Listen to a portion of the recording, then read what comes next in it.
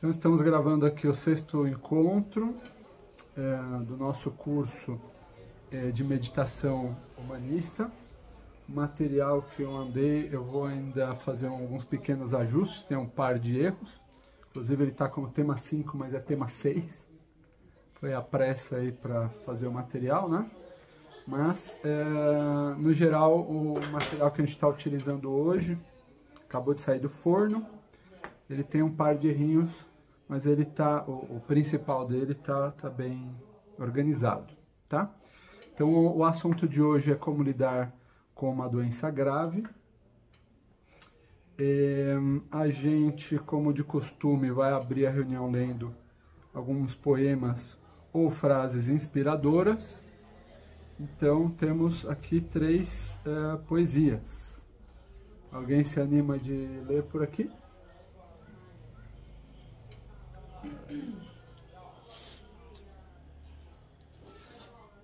Passar aqui, peraí.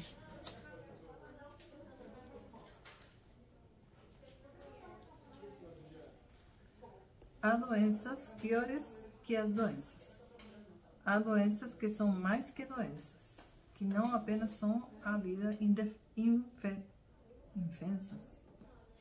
Como oferecem algumas recompensas que tornam mais urgente e mais difícil o já por vezes inviável ofício de habitar o íngreme edifício, do não se estar conforme se devia, e administrar a frágil fantasia, do que se é o que ninguém seria, se não tivesse, insistentemente, de convencer-se assim, e a toda a gente, que não se está, mesmo estando, doente.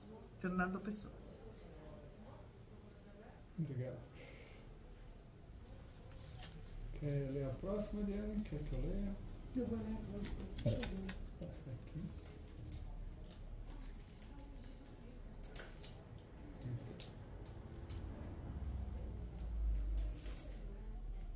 A frase do Gandhi. As doenças são o resultado não só de nossos atos, mas também dos nossos pensamentos. Mahatma Gandhi.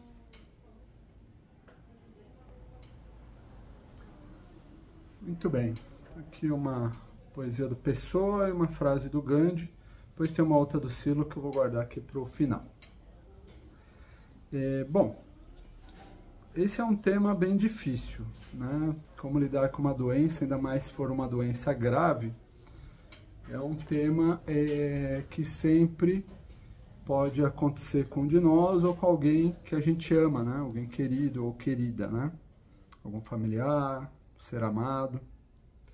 Então é um tema que é bem difícil. Não é de se espantar que esses assuntos mais densos, né? Eles costumam, inclusive, fazer com que as pessoas apartem o olhar, né? E até a reunião hoje talvez também esteja um pouco mais vazia, justamente porque é um assunto duro, não é um assunto que as pessoas gostam de ficar pensando muito a respeito, não, né? Mas é importante falar, né, sobre, né? Então, a gente, para começar a falar sobre, antes de falar, né, sobre a questão de como lidar com a doença em si, a gente vai retomar uma pequena diferenciação que a gente viu no primeiro encontro, que é qual que é a diferença entre dor e sofrimento, né? A gente faz uma diferença onde,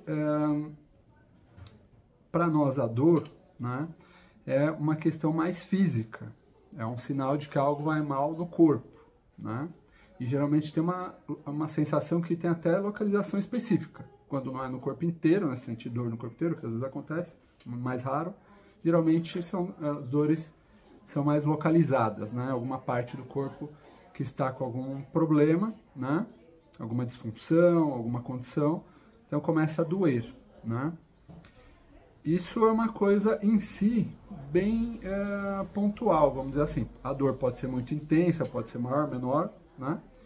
Agora o sofrimento, como a gente conversou no primeiro encontro, já não pode até derivar da dor, pode ser consequência da dor, também ter um sofrimento mental ou emocional, né? Mas o sofrimento, ele não é físico. O sofrimento, ele é algo que vem já, vamos dizer assim, do interior do ser humano, né? Ou seja, ele pode ser emocional, pode ser psicológico, ele pode ser da alma, né? Então o sofrimento, ele já é algo mais interno, né? Então, assim, a dor, ela pode até provocar um sofrimento, né? Mas se a gente, vamos dizer assim, agrega a dor, né, certos problemas internos mal resolvidos, então ela fica mais difícil enfrentar, né, uma enfermidade, quer seja ela leve, quer seja ela grave, né? Se mesmo uma enfermidade leve que é crônica, se ela provocar muito temor, muita insegurança, muita instabilidade, ela pode também, mesmo às vezes ela sendo leve, né, gerar muito sofrimento. Então, não necessariamente o tamanho do sofrimento tem a ver com o tamanho da dor. Às vezes uma dor pequena gera grande sofrimento e às vezes uma dor grande gera pouco sofrimento, né? Então, é importante fazer essa diferenciação, né, do que realmente é a questão física, né, que gera uma dor, e o que é, vamos dizer assim, mais que a gente projeta, né, nossos sentimentos, nossos temores, nossas angústias em cima daquela dor física, né? Então a gente vai ver como lidar com isso, né? Antes ainda de ver como lidar com isso, além dessa pequena diferença entre dor e sofrimento que a gente está repassando, né? No primeiro encontro a gente trabalhou mais aprofundado sobre isso. Também é importante a gente diferenciar uma coisa que muita gente conhece, mas não entende bem como funciona, que é a psicossomática. O que é a psicossomática? E outra coisa que muita gente também confunde, que a gente chama de psicofísica ou também de energia psicofísica, né? Então a psicossomática tem até um livro, né, que a gente recomenda bastante, que é muito bom, que é A Enfermidade como Caminho, e o mesmo autor também tem um outro livro que é A Enfermidade como Símbolo, né, que é uma espécie de compêndio ou enciclopédia de correlações, vamos dizer assim, né, de partes do corpo e ou condições físicas com as partes emocionais. Então existe uma correlação, né? Existe uma correlação da parte, vamos dizer assim, física com a parte emocional, né? E isso é trabalhado na psicossomática, que a gente chama, tá? Então, por exemplo, a gente... O que foi? Vocês estão precisando da mochila? Pode pegar, não tem problema. Também. Então, dando continuidade, assim, a gente, por exemplo, acompanhou os trabalhos, né, dos Doutores da Alegria, por exemplo, no hospital. Tem uma psicóloga que fez até um livro, né, sobre esse trabalho, né, que é muito inspirado no Pat Adams. Então, Doutores da Alegria, para quem não conhece, é um grupo, né, bem famoso aqui no Brasil, que leva artistas, principalmente circenses, para o hospital para, vamos dizer assim, mudar o clima, né, emocional das crianças e suas famílias, né, que às vezes quando estão com enfermidades muitas vezes graves, né, elas costumam sofrer, né, às vezes depressão, angústia, ansiedade, uma série de outros problemas emocionais decorrentes, né, da enfermidade. E é muito interessante, né, essa pesquisa feita por essa psicóloga que acompanhou o Doutores da Alegria, porque mostra que quando esse trabalho ele é feito, as pessoas, que não eram só crianças, a maioria eram crianças, né, mas tinham várias outros pacientes, né, que participavam também dessas intervenções artísticas, né? E isso mudava o clima, esse clima mais leve, mais alegre, mais,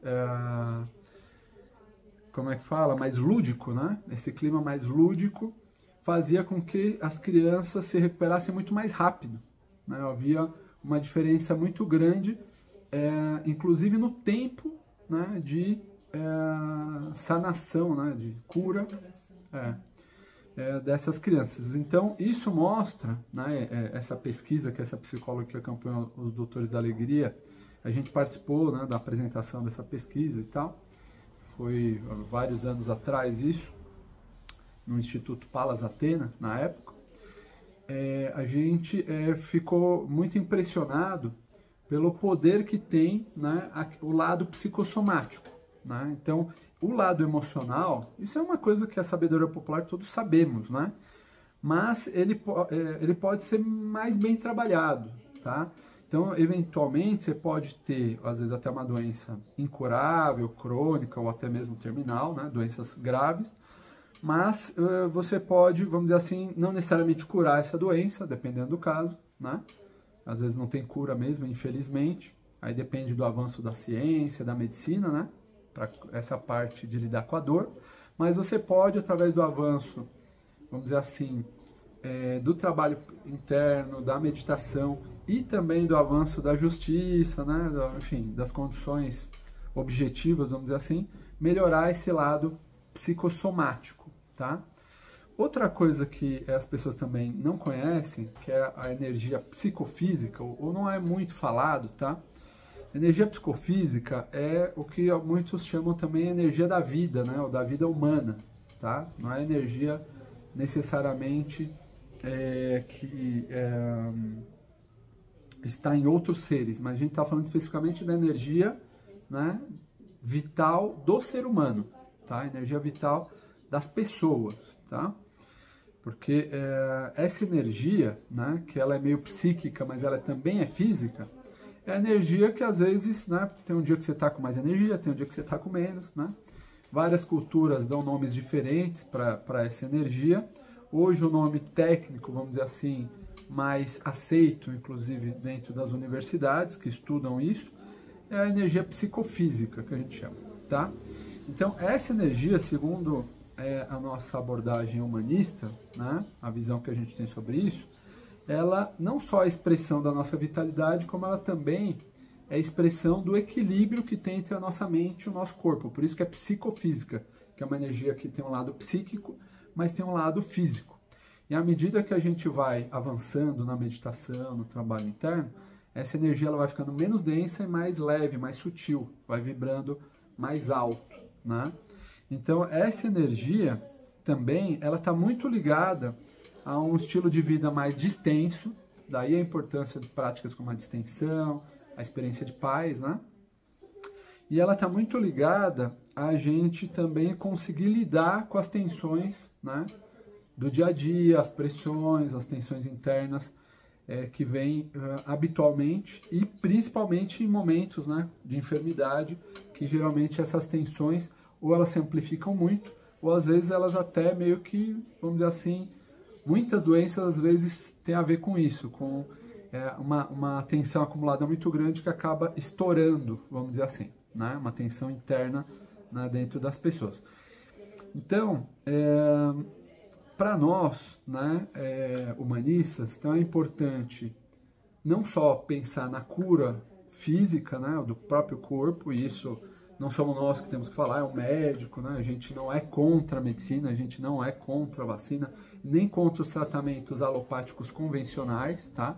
Da medicina tradicional. A gente, humanista, respeita muito esse trabalho, inclusive boa parte da evolução, né, e da história da medicina justamente os humanistas historicamente, né, de todas as culturas, sempre foram os principais defensores, né, de estudar e o conhecimento científico por cima de verdades consideradas dogmáticas ou verdades universais. Então a gente é muito dessa linha, tá? Os humanistas são da linha de respeitar e de sempre estar investigando, testando e fazendo a metodologia científica. O novo humanismo tem uma metodologia científica para estudar isso um pouco diferente da metodologia clássica que é estudada hoje nas universidades. Isso é um assunto para outro encontro, né? Mas a gente não vê o avanço da medicina como algo oposto ao trabalho interno. Aí, às vezes, é um erro que muitos médicos também cometem, de ter uma visão somente materialista, né? E não ter uma visão, vamos dizer assim, mais existencialista ou até mesmo espiritual, né? Sobre a relação que as pessoas têm com o próprio corpo e com os casos de enfermidade, né? É muito conhecido também que vários tratamentos alternativos muitas vezes funcionam. O que a gente advoga no nosso caso é que a gente nunca, vamos dizer assim, deixa a medicina tradicional para fazer tratamentos alternativos. Na medida do possível, você pode fazer ambas as coisas sem nenhum problema, né? Então, a gente não é da linha, né, o humanismo, isso já não só do Silo, mas diante do Silo, né, a linha que o próprio Silo também seguia, de respeitar e sempre seguir o tratamento médico hoje mais comprovado, né, mais testado, mas também nada contra buscar, por exemplo, outros tratamentos alternativos. Agora, para nós, o mais importante, medicina preventiva e também paliativa de forma alternativa, tá? Por exemplo, estou indo no médico, estou fazendo o meu tratamento lá que o médico recomendou, mas também estou indo, eu quero ir no centro espírita, ou eu quero ir no budista, eu vou fazer uma meditação sozinho, eu tenho alguém, faz a imposição de mãos, jorei. A gente não é contra esse tipo de coisa, a gente acha que é importante quando a pessoa está num momento tão delicado, né, de uma enfermidade grave, procurar as diferentes vias que ela se sente confortável e trabalhar por essas diferentes vias. Mas para nós, o mais importante, a abordagem que a gente tem, vamos dizer assim,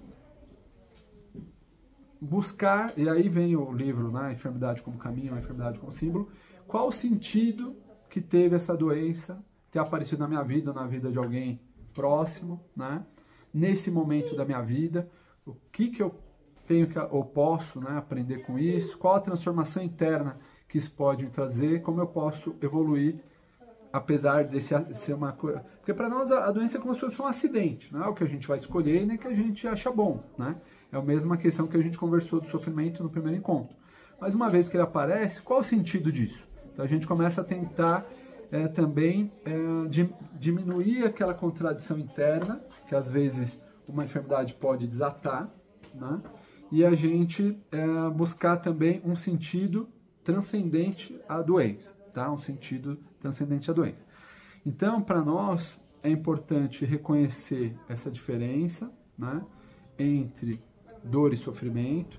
É importante reconhecer que existe uma energia, né, que é a energia da vida, e que também boa parte, além das questões, vamos dizer, de funcionamento mais mecânico do corpo, né, dos órgãos e tal, mas uma boa parte das enfermidades pode retroceder se a energia estiver circulando corretamente no corpo.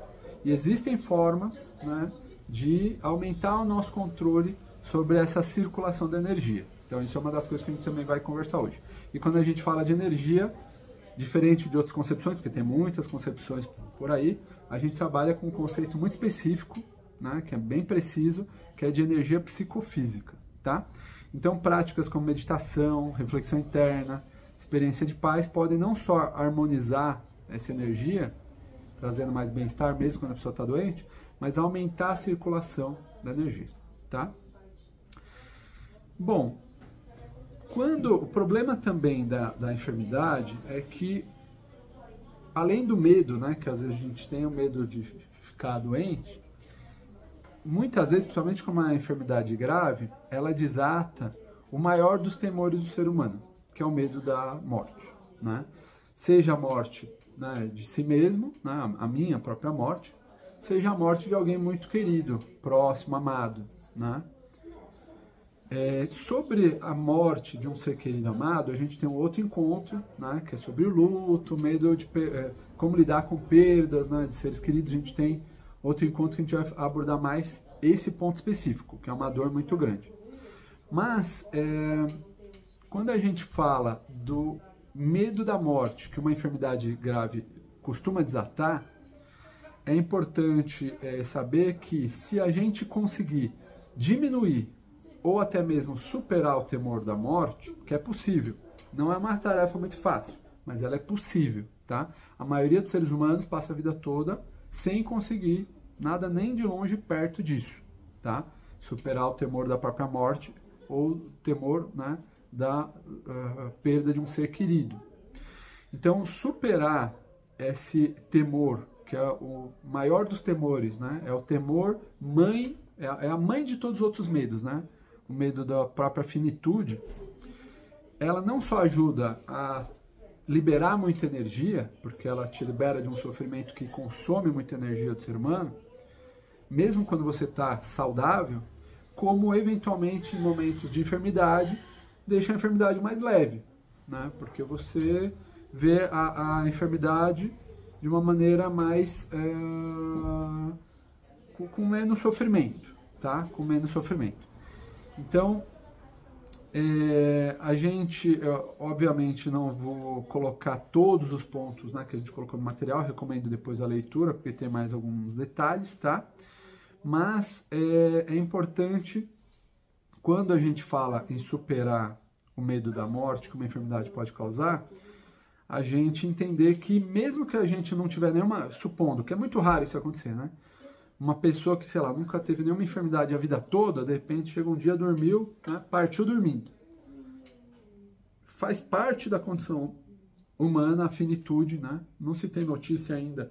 Se tem notícia até de prolongação da vida e várias coisas que estão sendo estudadas para que o ser humano consiga viver mais. E efetivamente hoje o ser humano da nossa época vive pelo menos 10, 20 anos a mais do que os seres humanos de outros momentos históricos. Isso é fato, né? Então vai se prolongando, né, a vida. Mas a finitude é algo que é inerente à condição humana. Ela faz parte. Então a gente precisa, em algum momento, refletir sobre isso, porque muitas vezes, infelizmente, somente quando chega uma enfermidade grave é que a gente para pensar nisso. A gente passa a maior parte da vida apartando o olhar, isso é uma expressão que se usava muito. O Gandhi também falava muito sobre isso, apartando o olhar da própria morte, da morte dos seres queridos, como se fôssemos imortais, né? Isso não é assim. Então a gente perde muita noção, não só de quanto tempo vital nos resta para realizar certas coisas, como a gente também muitas vezes não reflete sobre o sentido que tem a nossa própria vida, e a gente, justamente por apartar o olhar, a gente fica pulando de sentido provisório em sentido provisório, né? Então a gente sempre está buscando um novo sentido para justificar a nossa existência, ainda que muitas vezes ele seja muito curto, né? Então, um lado, entre aspas, positivo, desde o ponto de vista mais interno, não desde o ponto de vista físico, mas que a enfermidade traz é essa reflexão, tanto em nós como quem está ao nosso redor, sobre esse sentido da vida, né? Se é que pode dizer que existe algo, né, que é positivo numa enfermidade, seja ela mais leve ou mais grave, é justamente essa reflexão sobre o sentido que tem a própria vida, né? Então, quando a gente fala sobre finitude da vida, né, a gente sempre pensa isso desde um ponto de vista mais secular, né? Por que secular? Porque a vida, ela dura, as pessoas, né, tirando as histórias de Matusalém e companhia, que essas não são comprovadas, porque existiram momentos históricos, no máximo a vida dura 100 anos, né? Mais ou menos 100 anos, né? Pode ser um pouco mais, Niemeyer, né, conseguiu viver um pouco mais. Ciência 120, né? 120. Enfim, ao redor de 100 anos, né? Mas não tem ninguém que viveu 1000 anos, por exemplo, né? Então existe lá o papai Matusalém viveu 300 anos. Mas qual será a contagem do tempo naquela época? Será que eles não contavam as estações como se fossem anos? Existem calendários diferentes em diferentes culturas que contavam, né, os anos de vida de maneira diferente do que a gente conta, né? Mas o fato é que hoje as pessoas, no máximo, né, uma existência humana é ao redor de um século. Então a finitude existencial, né, para nós, é a gente ter um certo, dentro das nossas práticas, uma certa consciência, né, de que a vida, ela sim tem um término e que a gente precisa ter uma relação com o tempo mais lúcida, menos ilusória. Porque muitas vezes a gente tem uma relação com o nosso, alguns filósofos também chamam isso de devenir, né? Esse fluir da vida, como se a gente fosse imortal em vida, imortal fisicamente falando, né? Então, já pode ser que a gente seja imortal, não em vida, talvez além da vida. Aí é sempre uma possibilidade, né? Discussões espirituais ou metafísicas, né? E para nós, o sentido da vida, tem uma frase que é do Silo que a gente utiliza muito, que é assim: não existe sentido na vida se tudo termina com a morte, né? Então essa é uma frase importante para nós, né? Porque se tudo que a gente faz terminasse com a morte, que sentido teria mesmo, né? Para que eu vou fazer o que eu devo fazer se eu vou morrer? Então, muitas pessoas que caem na desesperança ou no niilismo é justamente porque elas refletem que, já que tudo termina com a morte, então não tem sentido, faça qualquer coisa que vai dar na mesma, né? Para nós não. Para nós a gente acredita que nem tudo termina com a morte. E quando a gente fala isso, né, também é um ato de rebeldia contra a morte, né? A gente reivindica uma rebeldia contra a finitude, né? E aí existe, quando a gente fala em sentido da vida, dois sentidos que tem a própria palavra sentido da vida. Um é de significado, né? Sentido é dar significado à vida, dar um sentido, dar significado. O outro é dar direção. Então não é uma vida errática, é uma vida que tem direção e que tem significado. Agora, para que a vida, vamos dizer assim, ainda mais no momento de enfermidade, ela tenha sentido e tenha significado, né? Para a gente poder enfrentar o medo da própria finitude, da própria morte, com mais coragem e também com mais lucidez, né? É importante a gente ter, vamos dizer assim, algumas ferramentas, né? Então a gente já vai ver algumas ferramentas. E é importante também a gente entender que existem algumas atitudes que são meio padrão, são muito frequentes com relação à crença se existe ou não, né, vida além da morte, se existe ou não algum tipo de possibilidade, né? Então tem pessoas que às vezes passam por alguma experiência interna muito grande e que tem essa certeza. Não, eu tenho a certeza de que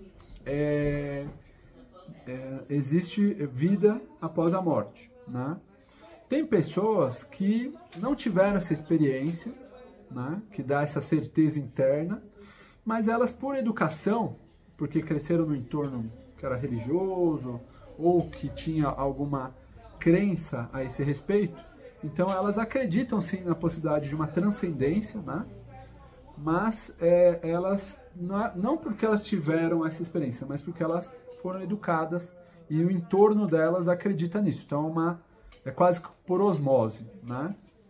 E existem aquelas pessoas que não tiveram a experiência e não necessariamente cresceram no entorno, mas elas desejam avidamente ter essa experiência, ter essa certeza, né? Então elas buscam isso.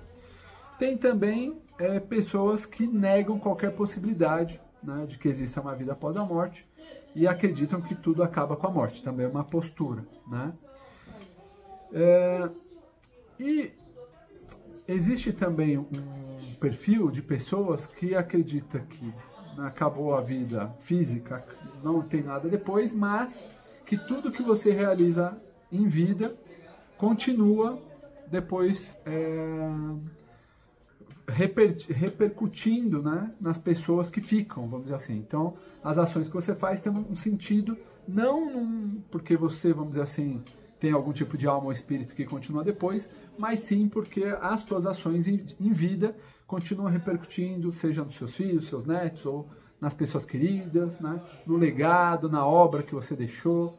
Então, tem muitas pessoas que também acreditam nisso, tá?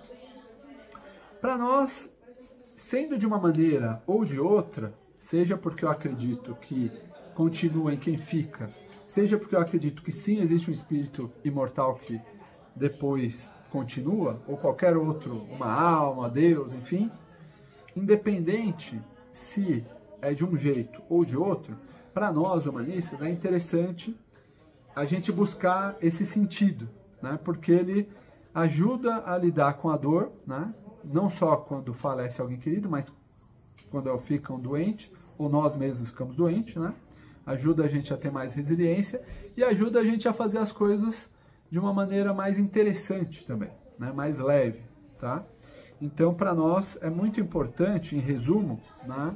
Quando a gente vai lidar com uma doença grave, reconhecer a diferença entre dor física e sofrimento mental, trabalhar o lado psicossomático, emocional, trabalhar o lado psicofísico e energético, né? E por último, buscar despertar esse sentido da vida, se rebelando, né? Tem que ser um ato de rebelião contra o medo da própria morte, né? Então a gente não tem essa visão meramente biológica do ser humano, ou meramente física, senão que o nosso ponto de vista, ele também é existencialista, ele transcende, né? Afinal de contas, depois que a gente perde todo esse aparato físico que é o corpo humano, aqui, por exemplo, ele está vendo aqui vários músicos, né, que deixaram obras que até hoje nos continuam repercutindo, vibrando em nós, né? Então é interessante que hoje a gente se reuniu aqui justo na parte musical, né, que é um bom exemplo. A parte literária é outro bom exemplo, né? Agora, para encerrar aqui a parte mais de explicação, vamos ver algumas práticas, né? A gente vai fazer hoje duas práticas dessas, tá? Uma primeira prática que a gente faz desde o começo é a de distensão, né? A primeira prática que ajuda a ter maior controle das tensões e a partir daí permite a gente a ter maior controle da energia psicofísica é a parte do relaxamento e da distensão. Então essa é uma base, né, geral de tudo que a gente vai fazer. Se a gente faz distenso, né, a energia circula muito melhor. Outra coisa que a gente recomenda, né, também são as experiências de paz e as experiências de força. Então as experiências de paz são para acalmar e as experiências de força para começar a ganhar um pouco mais de controle sobre a circulação de energia do corpo, tá? Então a experiência de força ela é muito parecida com a experiência de paz. A gente imagina a esfera luminosa transparente, né, que vem até o coração, só que em vez dela ir até os limites do corpo, ela transcende o corpo, ela extravasa o corpo. E esse próprio fato de transcender ou ir além do próprio corpo vai dando, né, internamente em nós certos registros e certas associações mesmo mentais, né, certa estrutura mental, né, vai mudando a nossa forma de perceber a circulação de energia como algo que está dentro do nosso corpo, mas também está fora do nosso corpo ao mesmo tempo. Ela vai transcendendo, né? Então isso é algo que tem na experiência de força, que é mais ou menos a mesma prática do ofício, né? Para quem faz as práticas da mensagem de Silo, a experiência do ofício ou a experiência de força, ela tem esse caráter, né? Quando a pessoa está com uma enfermidade grave, a própria pessoa que está com a enfermidade grave, geralmente não se recomenda fazer experiência de força e nem experiência de ofício.